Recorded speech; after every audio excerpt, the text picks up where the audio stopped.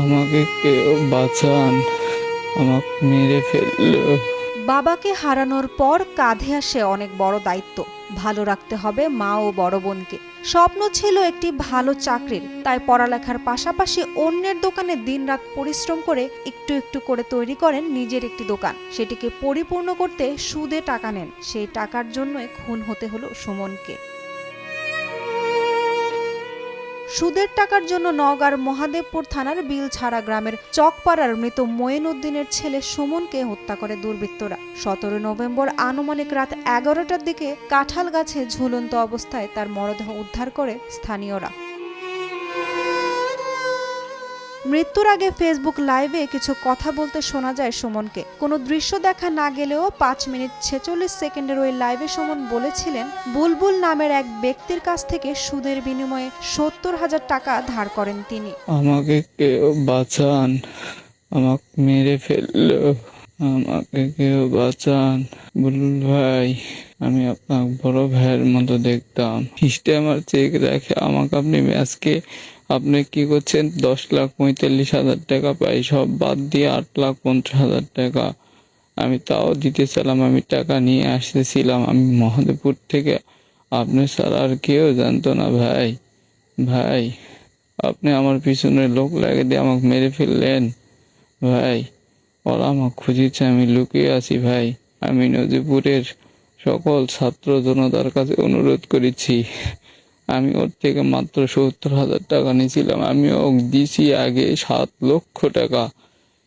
আবার আজকে 10 লাখ টাকা আমি এক জায়গা থেকে নিয়ে এসেছিলাম ওকে দিব বলে। 8,50,000 তাও মান সম্মান ওই রাজনৈতিক ভয় দেখাতো।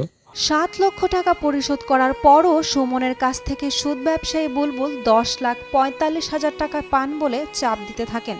তাকে আরও টাকা দেওয়ার জন্য 10 লক্ষ টাকা তুলে নওগাঁ থেকে বাড়ি ফিরে আসার পথে তাকে ধাওয়া করা হয়। নওগাঁ থেকে সে আসতেছিল, সে 10 লক্ষ টাকা নিয়ে আসতেছিল মহাদেবপুরে। হয়তো কোনো কারণে সে নামছিল, নামার পর সেখানে সিএনজি নিয়ে একবারে নাদরে আসার কথা ছিল। নাদরে মোড়ে আসে, সিএনজি আলাক দেখে বুঝতে পারে যে তাকে আটক করা হবে। ছেলেটা খুবই ভালো ছিল, এইরকম ছেলে পাওয়া কঠিন।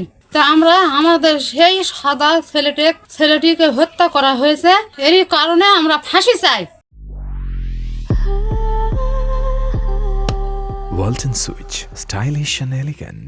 এমন নৃশংস হত্যার বিচারের দাবিতে পত্নীতলা গোল চত্বরে যান চলাচল বন্ধ করে মানববন্ধন করেন ছাত্র জনতা ও স্থানীয় ব্যবসায়ীগণ। প্রত্যক্ষদর্শীরা জানান, মৃত্যুর আগেও নানাভাবে বাঁচার আকুতি জানিয়েছিলেন সুমন। উনি একজন বিশিষ্ট সুদ ব্যবসায়ী, দাদন ব্যবসায়ী।